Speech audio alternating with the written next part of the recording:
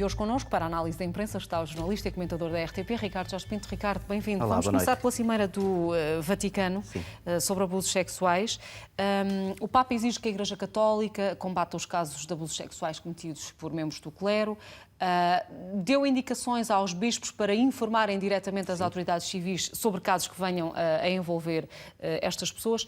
O que é que efetivamente pode mudar com esta reunião que é inédita e que foi convocada por Francisco? Pois, é uma boa questão, não sei se teremos uma resposta, ou melhor, eventualmente teremos uma resposta que só conheceremos mais tarde, porque aparentemente há aqui claramente uma vontade de alterar, de não fazer como no passado se fez, que era admitir pontualmente casos, agir até também de forma mais ou menos cautelosa. Desta vez o Papa Francisco parece muito mais empenhado numa alteração estrutural daquilo que é a postura que a Igreja tem.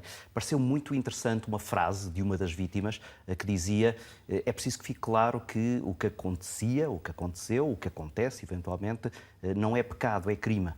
E isto, em termos de religião, em termos de uma organização como a Igreja, é particularmente importante, que é, de uma vez por todas, ficar a perceber que esta não é apenas uma questão de moral, esta é uma questão de criminalidade, e de criminalidade da mais grave. E uma instituição que tem a pretensão de moralidade que a Igreja Católica tem, não pode minimamente ser complacente com estes casos.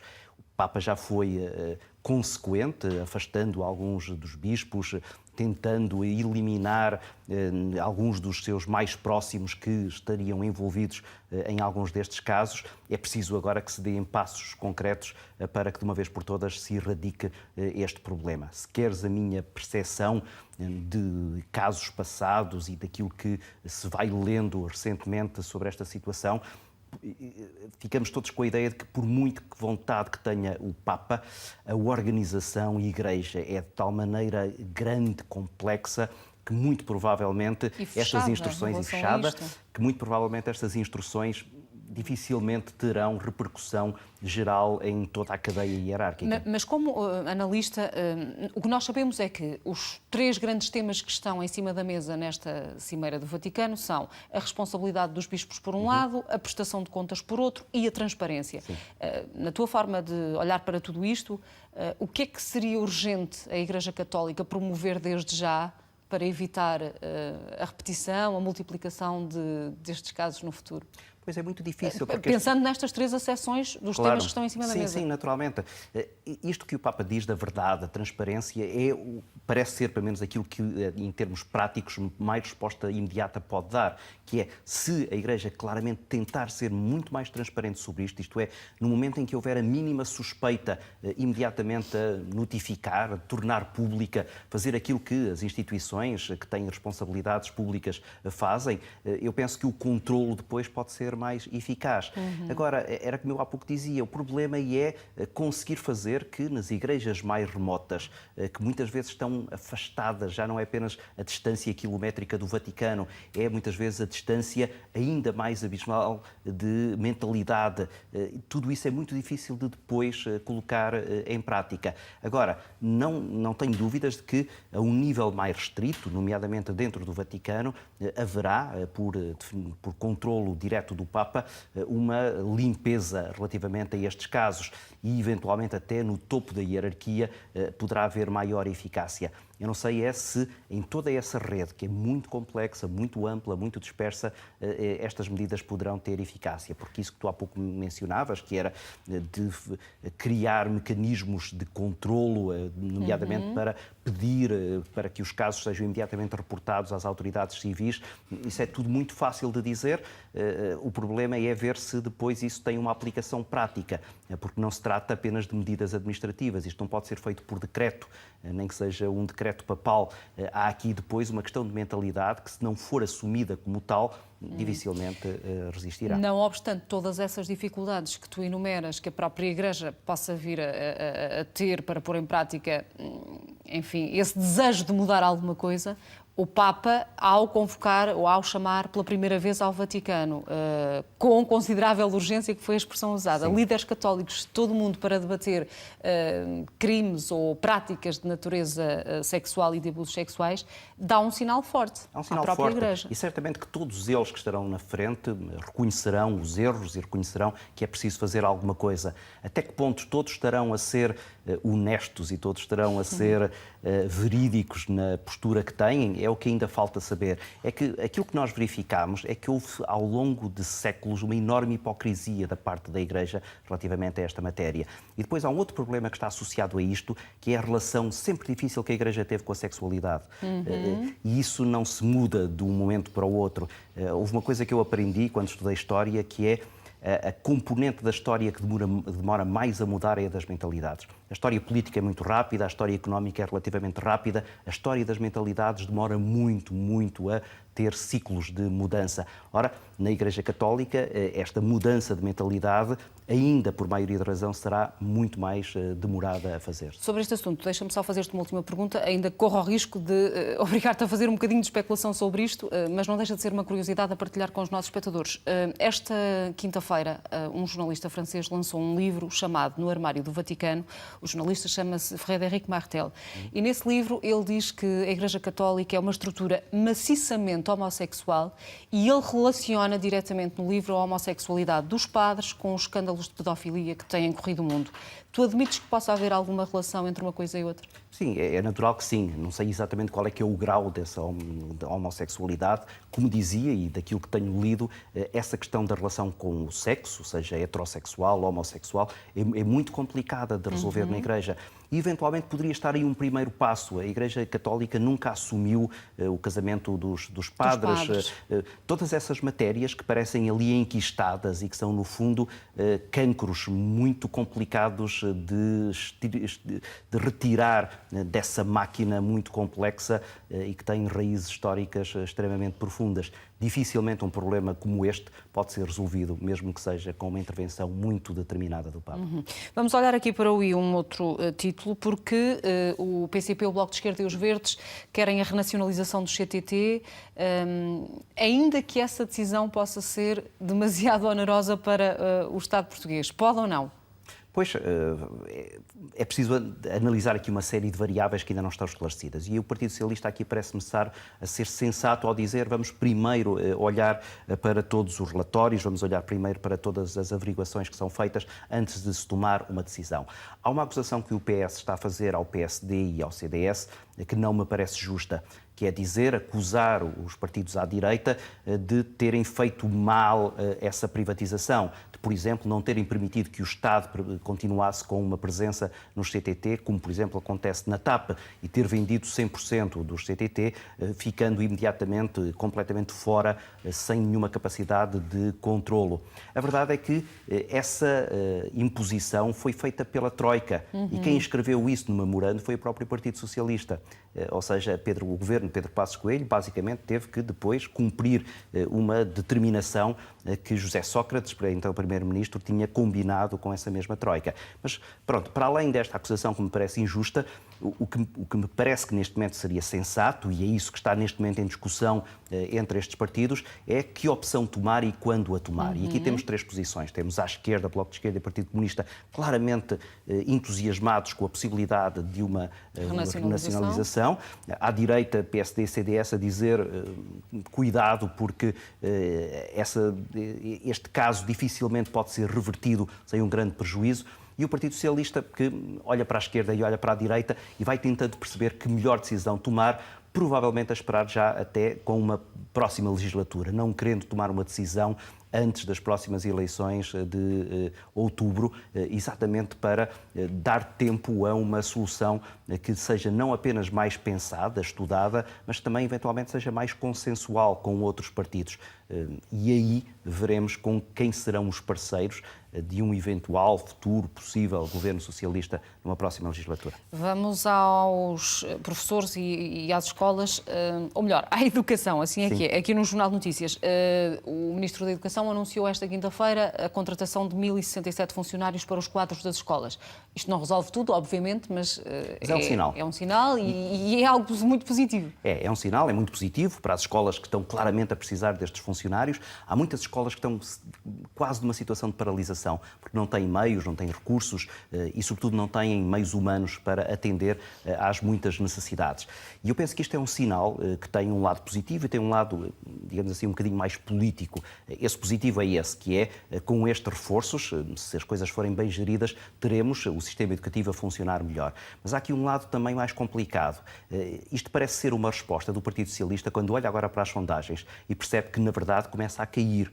E começa a perceber que está a cair em grande parte por causa da contestação que está a ser feita nas ruas, por enfermeiros, por professores, e está a tentar dar uma resposta, a tentar dar sinais para tentar acalmar um setor que claramente está em turbulência e que pode causar enormes danos eleitorais ao Partido Socialista até outubro. Preciso recordar que a guerra dos professores ainda não acabou, como a guerra dos enfermeiros ainda não acabou, e pode até aumentar de tamanho.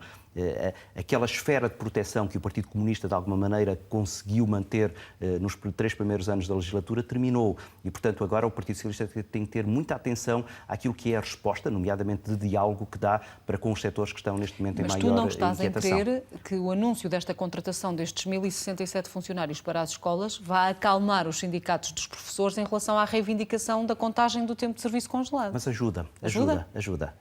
Eu acho que, em grande parte, muita desta inquietação era também por ver que nada se fazia, não havia nenhum sinal, havia muitas promessas, havia muita tentativa de diálogo, mas depois não se via nada de prático. Se começarem a surgir sinais mais evidentes dessa vontade, isso de alguma forma desarma os negociadores que, do lado contrário ao Governo, procuram certamente encontrar argumentos válidos para refutar.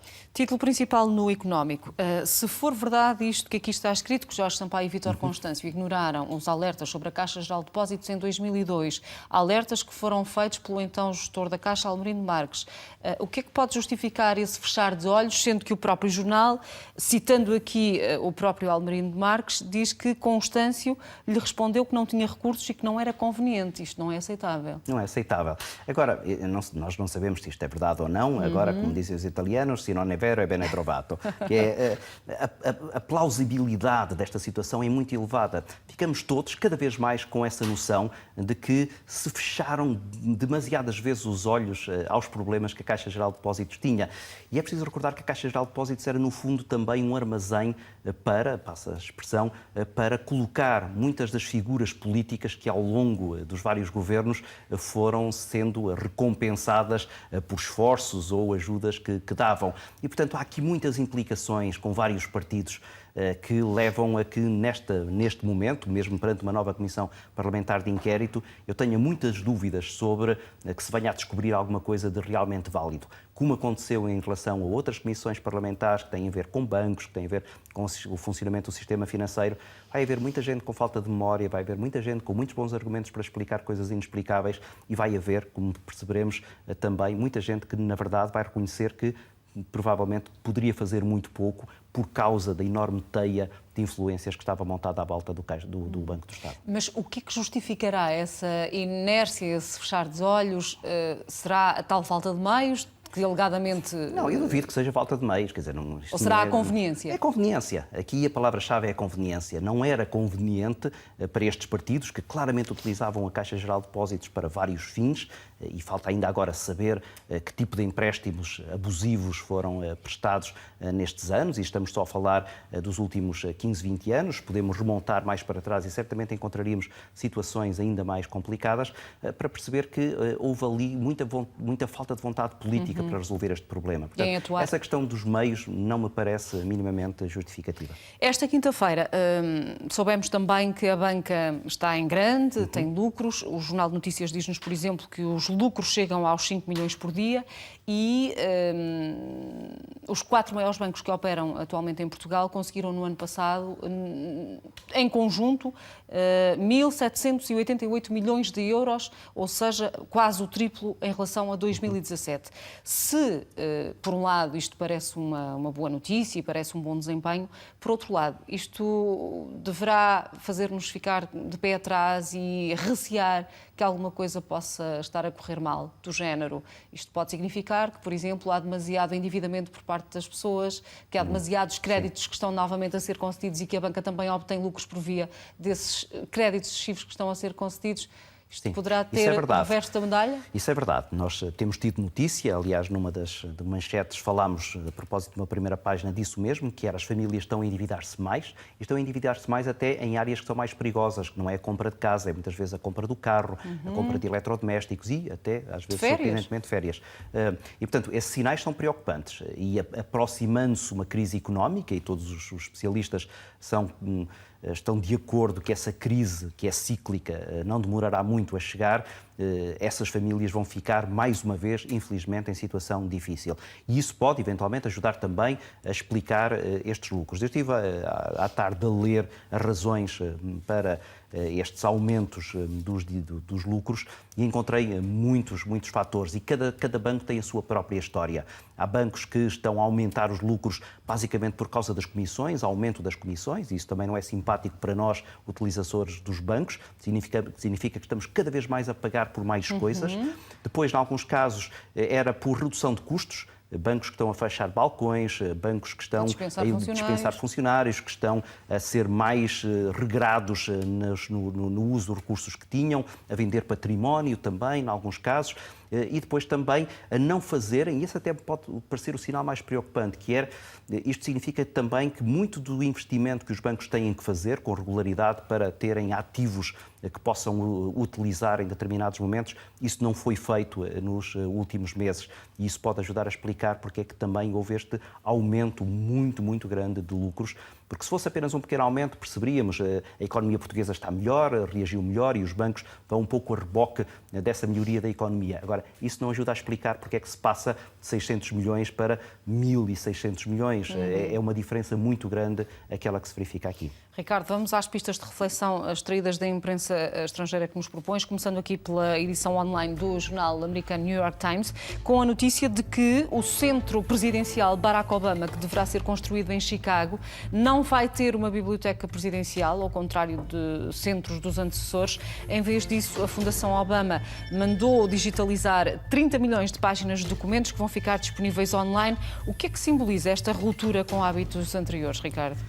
Há uma espécie de slogan, e Barack Obama gosta muito dos slogans, do Yes We Can, que era: esta é a primeira biblioteca digital do primeiro presidente digital. E Barack Obama, na verdade, teve um papel muito importante na utilização das ferramentas digitais, desde logo para ser eleito para o seu primeiro mandato. E, portanto, há aqui um sinal simbólico de entrada numa nova era, num novo paradigma, que não é o paradigma analógico do século XX, é o paradigma digital do século XXI.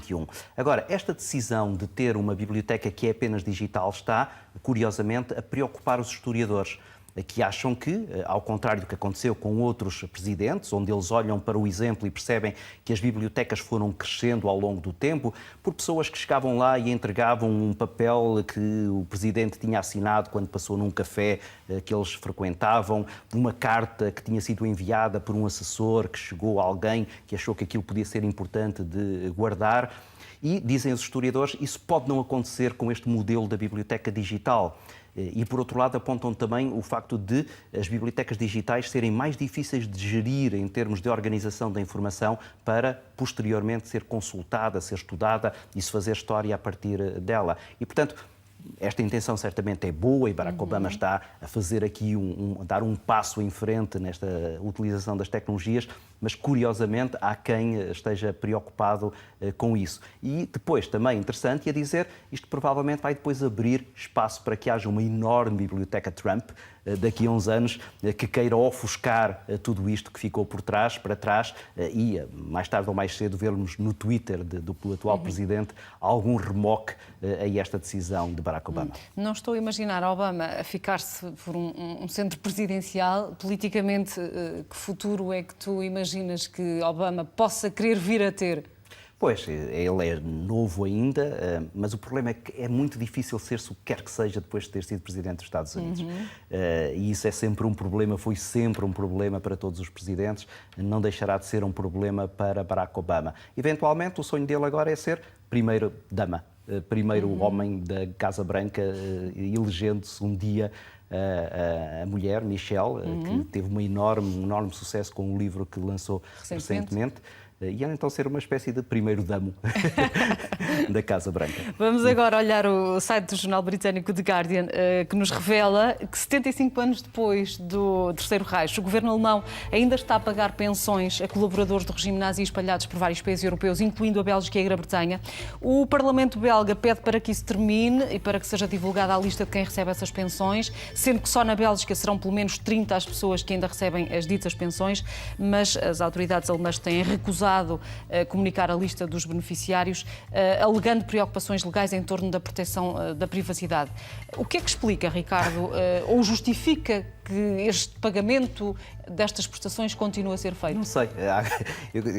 A vida continua a surpreender-me todos os dias e isso é sempre bom. Eu gosto sempre de ser surpreendido e confesso que fiquei surpreendido e chocado. Não tinha a menor ideia. O nazismo foi um regime absolutamente inenarrável, dos fenómenos piores da história recente da humanidade. E achava eu que depois dos tribunais de Nuremberg, depois de uma série de medidas de perseguição a antigos criminosos nazis, que havia alguma preocupação em verdadeiramente penalizar quem teve culpas nessa coisa horrenda que foi o Holocausto, nessa coisa horrenda que foi essa maluqueira de Hitler de tentar controlar o mundo quando chegou ao poder no início dos anos 30. Aparentemente não. Aparentemente o governo alemão, democrático, competente, eficaz, continua a achar que muitos dos colaboradores do regime nazi, que estão espalhados um pouco por todo o mundo, continuam a merecer que os cidadãos do seu país paguem pensões para os manter, para que eles tenham uma boa qualidade de vida. E recusa-se liminarmente a dizer até quem são e muito menos a explicar porque é que ainda lhes está a pagar essas pensões.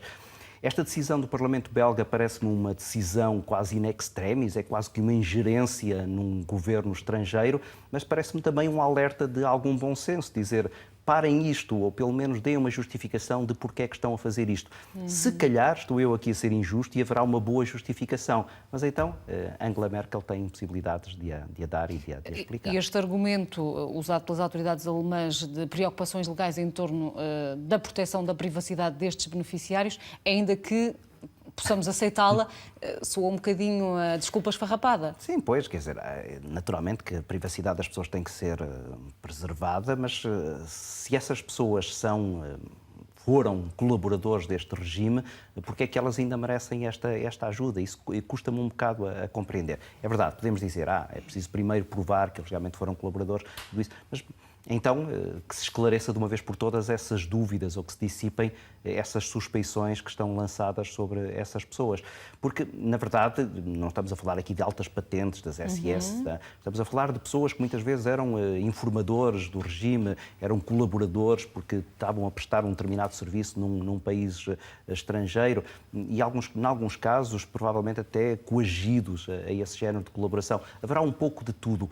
O que aqui choca, mas lá está, não temos muitos dados sobre isto, é imaginar que alguém que colaborou com o regime daquela natureza possa ainda hoje estar a ser beneficiado por regimes democráticos que claramente rejeitam, refutam, criticam este género de situações. Se pensarmos que as autoridades alemãs têm negado sistematicamente divulgar essa lista de beneficiários dessas pensões, também não é agora que Angela Merkel vai preocupar-se com isto. Tem mais em que pensar. Agora é que está de saída, não é? É verdade. E, infelizmente, os problemas na Europa são bem mais graves do que este. Mas era um bom sinal, da mesma maneira que quando percebemos que algum ex-nazi foi capturado, mesmo já com uma idade vetusta e já muitos anos depois de ter cometido os crimes, ficamos mais sossegados. Também ficávamos mais sossegados se soubéssemos que estas coisas não aconteciam. Ricardo, obrigada por ter estado connosco e pelas sugestões que nos trouxeste. Bom resto de semana, neste caso, bom fim de semana, porque já é sexta-feira.